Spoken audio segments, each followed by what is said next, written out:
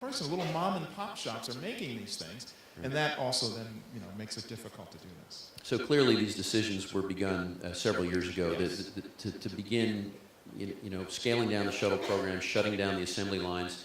But we have gone a long way to preserving our capability. At the Michoud Assembly Facility, which is in New Orleans, Michoud is where we built the external tanks. Of course, the external tank is the only non-reusable part, so there was a continuous assembly line to build these tanks. All of the tooling that went to construct these tanks is all, and it's not small tooling. Some of it is the size of this auditorium, is all shrink wrapped and preserved, because the idea is we're going to go back there and we are going to build the next, the SLS or whatever may follow the space shuttle using that same tooling. So we're deriving a lot from the shuttle. And I think you'll find that the Space Launch System will have a lot of shuttle heritage to it. It'll use those large solid rocket boosters on the side. It'll use a lot of the same tooling that built the external tank, and a lot of work that went into the Orion vehicle. That's the crew vehicle, the command module of what was formerly the Constellation program. We're going to reuse that. So we've made some inroads to the next vehicle, but we do want to see it built here shortly. So you've just sort of opened the door into the next question I have for you. You mentioned the Constellation program, you mentioned the SLS that's coming. The word that I've been trying to encourage people to use about the changes that we see in the American space program is evolution. That's the word I've been trying to encourage people to think about, because in the press we've heard a lot about this is the end of the classic age of space exploration for America. It's the end of America's space shuttle program. And when you talk about companies like NASTAR and Virgin Galactic and so many others, you do get a very different picture. But for you from the inside, what does this future look like for NASA, for manned space exploration on the American side? Well, I've said a couple times, I think that seeing paying passengers go into space or suborbital opportunities for most of us, maybe not all of us, but for some of us to get up and experience a few moments of wonder is a great idea. I think it's a fantastic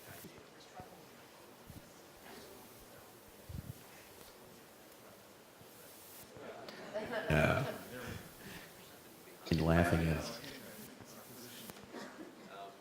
So, in summary, I think it's a. Let me try this one.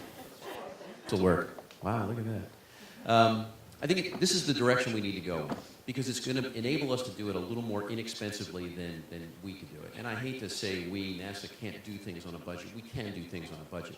But I think what we need to do is save NASA's budget to go beyond low Earth orbit and turn this business of, and I would never call it routine, getting up to low Earth orbit, that orbit that's 220 miles above the Earth that the space station currently lives in right now. Turn this business over to smaller, innovative companies that can think quickly, think on their feet, and come up with innovative solutions. And it doesn't have that kind of red tape associated with it that sometimes government organizations have. So we're hoping for quick results, very innovative thinking, perhaps new ways of doing things out of any one of a number of 4 different contractors right now that have taken a part of this in this what we call CC Dev, commercial crew development. Some of them are familiar names like Boeing. Some of them are unfamiliar names like Sierra Nevada, although Sierra Nevada has been around for a long time. Elon Musk, a part of the SpaceX Corporation, you may have heard of him. I mean, this is a real up-and-coming company in the space launch business, and turn this business over to them. So in effect, NASA's astronauts en route to the International Space Station would buy a ticket to low Earth orbit, and free NASA up to build a vehicle that will go beyond low Earth orbit to these destinations that include perhaps the moon, an asteroid, Mars. We always talk about Mars. We'd love to go to Mars someday. The technology is there. We just need the investment. We need the innovative solutions, this technology development that's going to enable us to go there cheaper and faster. So in this idea of going to Mars, you have one of the most incredible jobs. You've been privileged to have one of the most incredible jobs that anybody on the planet can have. What was it that inspired you to pursue a career in aviation and then eventually go on to become part of the space program? Well, I grew up here in the Delaware Valley, and I remember at a young age, my dad would take me to Willow Grove Naval Air Station. We watched the Blue Angels fly And I think that kind of sparked my interest in aviation. I went to school here at Drexel University, graduated, got commissioned as an ensign in the Navy, and went to flight school. And it was a combination of a mechanical engineering undergraduate degree, a love of flying. I mean, I watched Neil Armstrong land on the moon. I remember my parents, my mother's in the audience here. My dad came, woke me up, said, "Come on, Neil Armstrong's going to walk the moon." I'm like, "I'm sleeping, leave me alone." It was that kind of spark that was provided to me by my parents and by my education, and right here at the Franklin Institute as a young man. So it was a combination of all those things that I think led me down this path. And it's been so interesting along the way to meet the young men and women who will come up to me. Somebody came up to me from the Spark program at Northeast High School not too long ago. And I went to visit the Spark program for those of you who don't know what it is, and I'm not sure I entirely know what it is, but they have actually, they conduct these missions using a mission control and a mock-up shuttle. They have a hull to an old Apollo vehicle out there. So it's seeing that spark in these young eyes that I think really encourages me. You know, a lot of people say that we're losing our technological edge, and I beg to differ. I really do. I think we have just as much interest in doing great things out there that we did back in Apollo in the early days of the space shuttle today as we did back then. So, and that's how I got my start, and I've loved every minute of it. I wouldn't trade anything for all the golden. On the moon.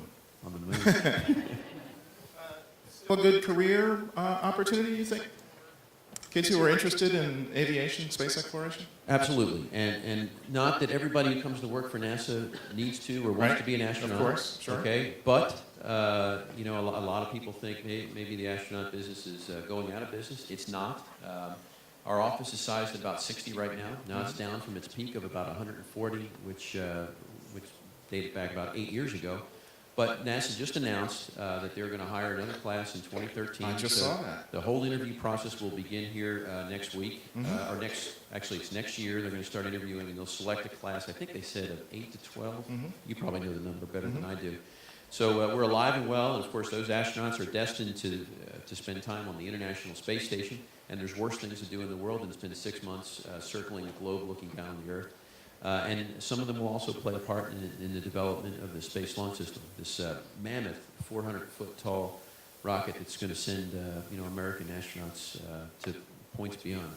Yeah, I really think that's going to be very exciting. Now, you mentioned just a moment ago something about how you felt that the idea that we aren't technologically ready, or we're losing our technological edge, it's not really a true statement.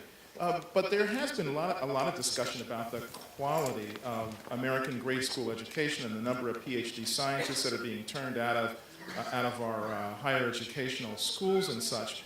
What do you see as the role of science education in the general public going forward? And important, necessity? Well, there's a lot of emphasis placed on STEM right now, and science, engineering, technology, math. Getting these kids interested at a young age. And I'm not going to answer your question, but I'm going to answer a question. I have always been a proponent, of course, of STEM. I think it's very important to keep young men and women engaged. But I also am a big believer, because NASA has been very engaged with STEM. I mean, they have these outreach programs, which I think are very good. But I really think what motivates young men and women is not the promise of things that are going to happen. Just like you cannot legislate engineering, you cannot order someone to develop a technologically evolved project in 2 or 3 years for this amount of money. Just as you cannot legislate engineering, you cannot force young men and women to be interested in science and math. They're interested in science and math from what they experience in the physical world around them. I personally became enamored with the space program when I saw my first book about how the Apollo rocket was put together. All these stages, and each rocket has its... And it wasn't just a story, and it wasn't a promise of something to happen. It was our nation committing itself to build something.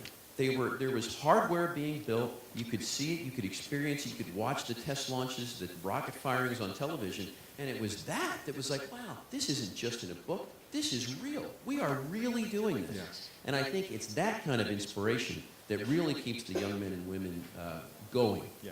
and not just a promise. And we really need to, as a nation, I think, commit in the form of a 10 or a 20-year program to where we're headed to next in space. We need to have a destination.